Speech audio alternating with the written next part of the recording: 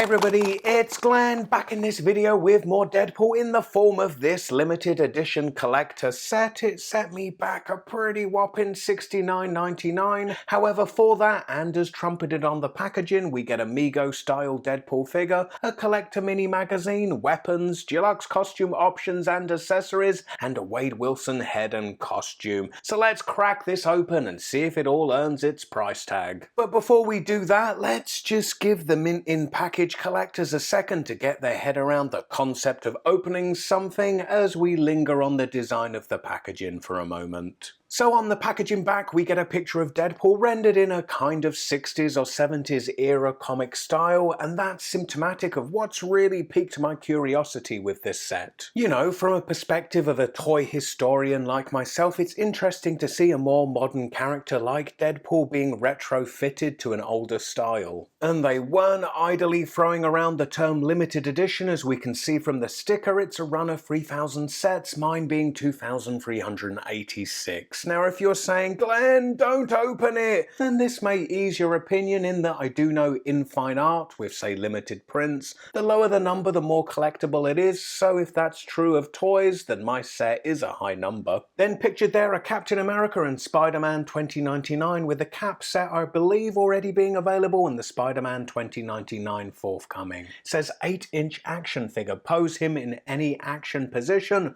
Really? Any action position? That's a bold statement. Or maybe it's just a homage to the hyperbole of 70s advertising. Anyway, on to opening it, and to assist me with that I have Stan Lee Knife. I'm Stan Lee. Stan, if you could do the honors, please. Now I've heard of the previously released sets in this series that unboxing them is a bit of a nightmare, some reviewers making out as if the accessories are seemingly secured in there to survive a nuclear blast. I suppose in making the sets, mint in packaging collectors were more in mind, and to that end the packaging is a really nice presentation, but I like to get my grubby mitts on stuff, and that's what you're all here to see. I mean, if they were smart, they'd go the Marvel Legends and Star Wars Black Series route and design packaging that allows removal of contents without damaging the packaging, so you get the best of both worlds, play and pose with the toy, then also able to reinsert it into the packaging. But that's not what we're getting here. I'm being as careful as possible, but it seems this plastic is glued to the card backing, which means tearing it. Grrr, it's glued in there pretty good, but then I guess if it wasn't, all the interchangeable hands and weapons and whatnot would be bumping loose around the packaging, and I'd be complaining about that. Now before we get our toy on, I guess let's first quickly look at the mini magazine. I've actually just taken a longer look of it myself off camera, and if you've seen my Deadpool action figure evolution, then that's essentially what we get in the first part in print form. Then we get some history of the character in the comics. Then the final part touches upon the logistics of taking a character created in the 1990s and making him look like he's part of a toy line from the 70s. And to that end you see a modern rendering of Deadpool converted to a simpler retro comic style, which is what we saw on the packaging back. All in all, this is a pretty interesting read for a toy geek like me, and if you're a couple of minutes into watching this, a toy geek is probably what you are too. And as we go from print to plastic, I've used the term retro loosely in this video, but more specifically this set has Mego in its sights, which in the 1970s, before Star Wars exploded, Mego's 8-inch action figures were the industry standard. And in many cases, Megos represent some of the earliest examples of many a comic character in toy form. If you join me for my toy hunting videos, you will have seen me stumble across an original Mego Spider-Man. That vendor wanted £95 for it. So yeah, they remain quite collectible, with modern spins like this one fanning the flames of that collectability. And I love that the action figure comes packaged in the window box style of packaging Mego would have used back in the 70s. And I should point out these have been made as a product in partnership by Diamond Select Toys, them of Marvel Select and Minimates fame, and also EMCE?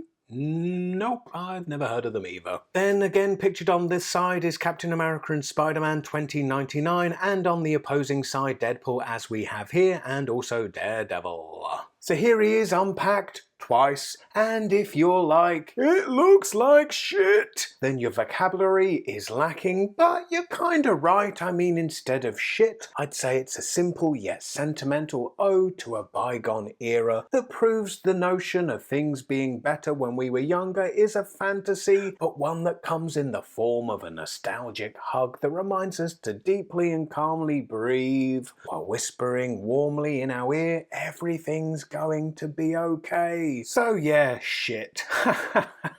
I mean, compared to many a product of today, sure, but that comparison is not the point now, is it? The point is 70s simplicity, which the fabric onesie nails by abstracting the modern costume design. And while it comes with a bunch of accessories packaged in the box within a box, he just comes with his katana swords, which if Deadpool has a signature weapon, to me, it's these. Now, I think I'm being makeshift here, but they can be stored away on his back by tucking them into his vinyl belt, or held in his hands, and he does come with interchangeable red hands that we'll get to, but these flesh-coloured ones have a certain charm in their half-arsed crapness. A 70s sentiment of, oh, it's Deadpool looking enough, now I've got a boatload of coke to go and snort at Studio 54. Now, I've talked a fair bit about nostalgia, yet I'm not quite old enough to appreciate this in that way. I'm more a kid of the 80s, by which time Mego had gone bust, and my first experience of them were second-hand ones I'd stumble across at, say, church jumble sales. Invariably naked, because what curious kid is going to be able to resist stripping his favourite hero down to his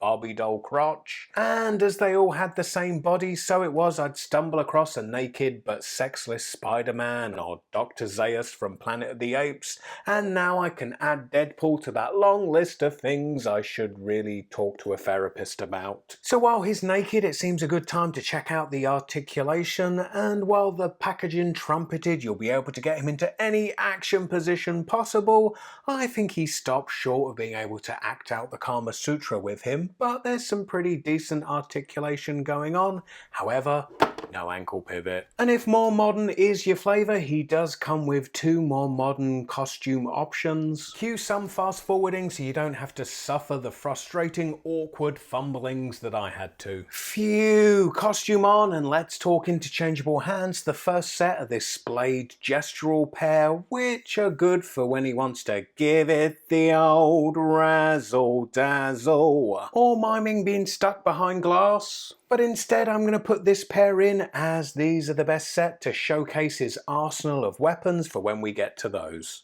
But before then, here's a side-by-side comparison with the first incarnation we looked at on the left of the screen, and the one on the right is a more complex look from the ground up with the addition of boots. I guess they could be put on the version on the left, but it's pictured in the mini magazine without them, so it's how I showcase that incarnation. The boots are vinyl pieces. I thought they'd be a pain to put on, but proved to be less so than the fabric costume itself. Speaking of which, here it's made more complex by needlework and overlaying of the red and black parts. Then much of its modernism comes in all those pouches, which nothing screams 90s comics to me like a character having more pouches than they could possibly have things to put in them. And Deadpool's co-creator Rob Liefeld, love him or hate him, and I kinda hate him, was perhaps the biggest proponent of those pouches. The heads too create a visual juxtaposition of retro and modern, with the retro on the left appearing more simple in its balloonishness, probably not an actual word, whereas on the right it has more wrinkles in the sculpt alluding to the mask's fabric, then the point in the back, and a more unbalanced expression with one eye widened. There is a third head which we'll get to, but first let's check out the weapons, which include a second set of katana swords, and earlier I may have referred to them as katana swords. I'm not sure how to pronounce it. In fact, you say tomato, I say tomatoes. You say katana, I say katana. Let's call the whole thing off. And however you prefer to them, as per the previous costume, they can be stored in the straps on the back.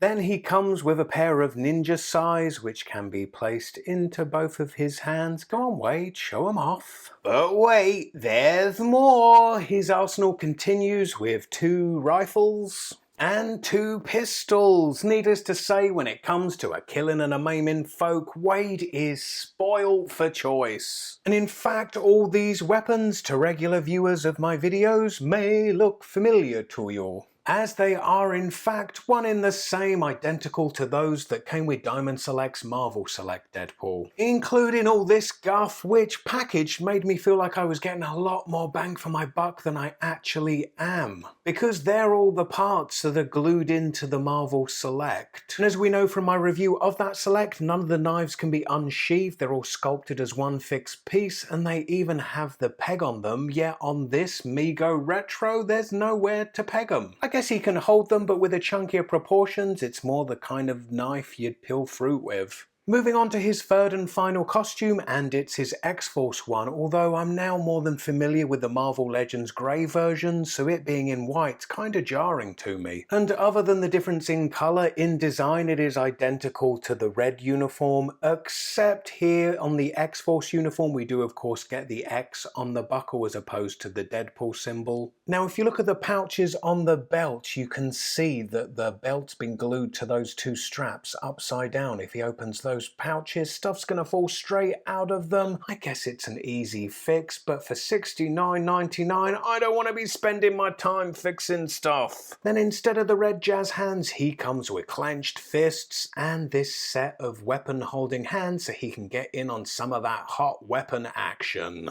But let's not beat around the bush, the real talking point here is the unmasked head. And isn't the sculpt just... well, when I first opened it I thought it was disgusting, but now I'm getting pretty hungry and looking at it is making me want pizza. So I'm gonna give Domino's a call. But before I go off and do that, let me answer the question I proposed in the beginning of this video. Has this earned its price tag? And I'm gonna say... yeah. However, I don't think it's one for everybody. If you're not someone who revels in toy nostalgia or toy history or just Deadpool himself, it's not one for you. Anyway, if this video has left you hungry for more Deadpool and you're yet to check out my Deadpool action figure evolution, then click this video. And if this video has left you hungry for pizza, then do what I do and call Domino's.